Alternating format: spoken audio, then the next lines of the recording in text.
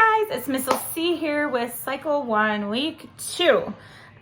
This video is going to be geared towards the master's age. If you didn't happen to see my last video, I have the master's this year. So if you have younger ones and you're looking for ideas, I do have videos from the last time through Cycle 1. I will link the Week 2 video down below. You can also just go click on my channel and look at my videos and scroll down through until you find the Cycle 1 videos from last time. But this one will be kind of geared towards the older students, although a lot of these you could use for any age. So anyway, regardless of what age I have, I always start with geography. It's just easier having their maps and everything laid out. So this week we have the Assyrian Empire, and I am finding that it's fun with the older ones to kind of help them make some connections between the different strands.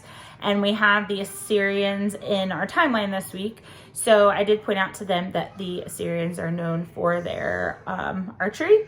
And so when we did our map this week, we kind of went around counterclockwise doing the bodies of water, and then Babylon, which was the center of the Assyrian Empire, is kind of right in the middle. So Assyrians are archers, and we kind of ended up making a target on our maps today. So we started with the Red Sea, which I told them kind of looked like a little slug crawling across their paper. I know people talk about like the two little fingers that it has.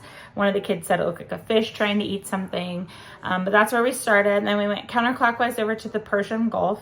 I didn't really have anything special to tell them for that, but if you have a good way to remember it, please leave it in the comments, and that way I can add it to my notes for next time. Then we went up to the Caspian Sea, which has just always been my favorite because I love the Chronicles of Narnia and Prince Caspian. So we talked about that for a moment. And then we went over to the Black Sea, which looks like a tennis shoe, I've always thought. And so we talked about that, and that it was like a black shoe, and that's how we remembered it was the Black Sea. And then we went back down, and we were back down at the Red Sea. And then right in the middle of that, between the Euphrates and the Tigris, we pointed out that it's in the area of Mesopotamia that we learned last week, is Babylon. We said, I was joking around and saying Babylon, like there was a bunch of babies sunbathing, just to give them a funny visual. So anyway, we went around, that kind of did that circle with the dot in the middle a couple times. Then I had them erase their maps randomly, and then I just pointed to different spots on our map, and that's all we did for geography this week. For timeline, I had 9 kids in class today, so I had 3 tables of 3. So I brought my cards in and mixed them up and gave each table of 3 a chance to see how quickly they could put the timeline cards in order. Again, with them being older and it also being the beginning of the timeline, I feel like everybody knows the beginning of the timeline so well. If you've been in CC for any amount of time, it's catchy and the kids just seem to learn it quickly. So after we did it and put them in order, I had them do it again, but see if they could do it backwards. So just to kind of make their brains work a little bit harder, make them kind of think about the timeline from the end rather than just being able to sing through the song. So we went around and did that once for each table. I have had several questions about last week how I do the bomb game. So just really fast, in case you're a visual person like me, I'll tell you what I do. So you have all of your 7 cards, and before class or before the students get in there, I have little stickers. You can find bomb stickers. I'm going to look for some because I like to play this game. I just take stickers and place them on the back side of the card, just up in the corner. Nothing special.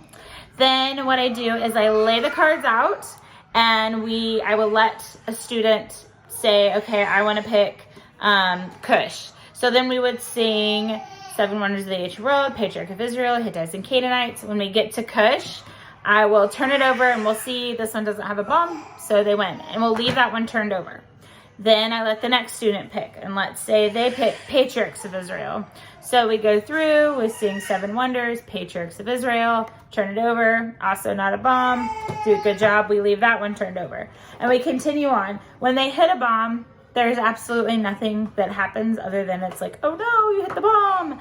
I usually try to do 3 bombs to 4 cards without a bomb. You could do more if you wanted to make it more intense for them. You could give rewards for it. You could have a consequence like having to do jumping jacks or something if they get a bomb. That's up to you. I just tend to kind of just keep moving so we can get through it. So that's how I do the bomb game. If you need more directions than that, I just leave a question down below and I'll try to get to it. So anyway, then we went on to math. For math again this week, I did the dice again. If you've ever played Yahtzee, it's just like trying to get a Yahtzee, except that they complained last week that it was too easy. So I gave them a whole bunch of dice this time. I'm gonna see, I didn't even count how many were in here. I gave them 1, 2, 3, 4, 5, 6, 7, 8, 9, 10. 10 dice they had. And because we were doing the 3s and 4s, they either had to roll all 3s or all 4s. So they couldn't just do any number they wanted to.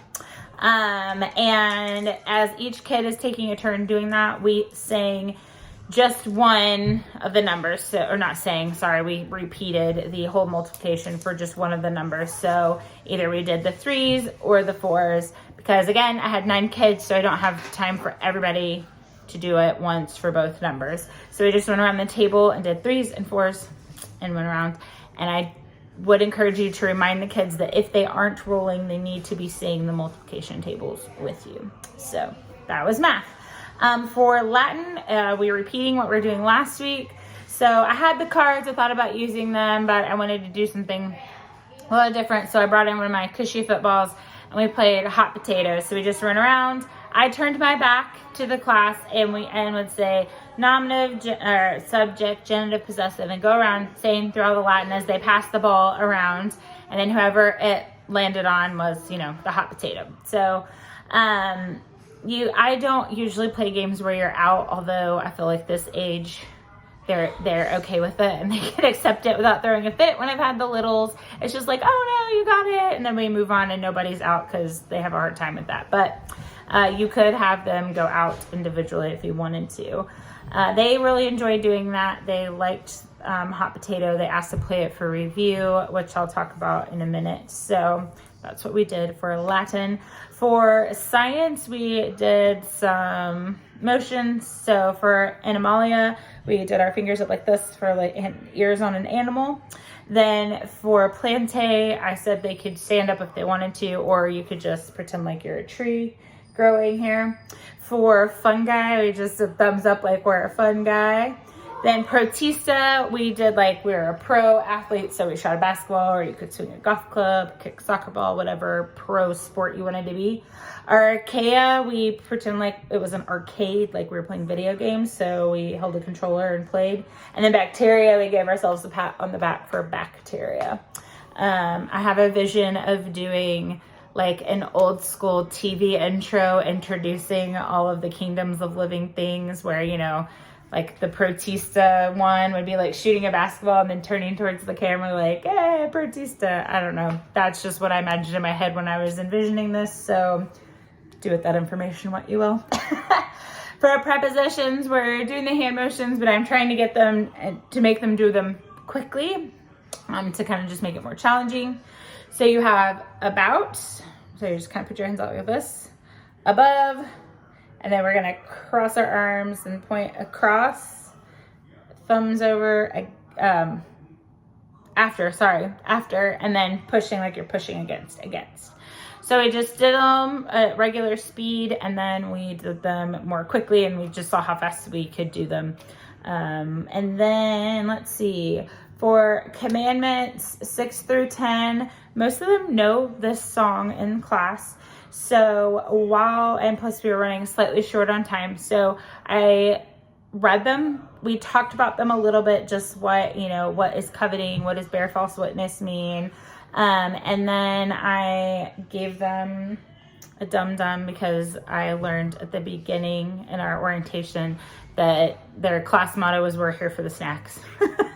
So I gave them a dum-dum, told them they had to be quiet while they had that in their mouth, and we listened to the song a few times while I got art set up. So that seemed to work well. And I'm going to try to do some things more with changing the words and things. But when we're doing things straight from the Bible or things that are about God, I try not to make it too silly for them. So anyway, as far as review went, they asked to play hot potatoes. So because we had more time, whenever they landed on hot potato for review, they got to tell 2 truths and a lie. So that was okay.